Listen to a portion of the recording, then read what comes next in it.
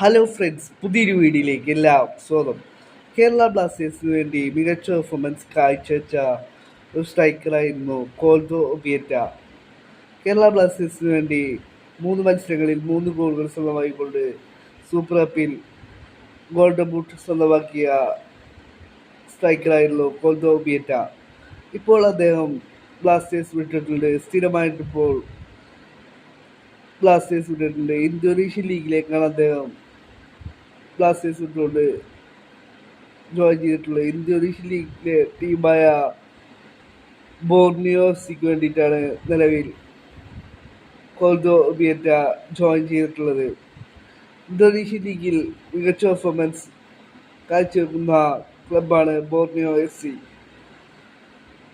നിലവിൽ പോയിന്റ് ടേബിളിൽ 2ാം സ്ഥാനത്താണ് ബോർണിയോ എഫ് സി വരുന്നത്.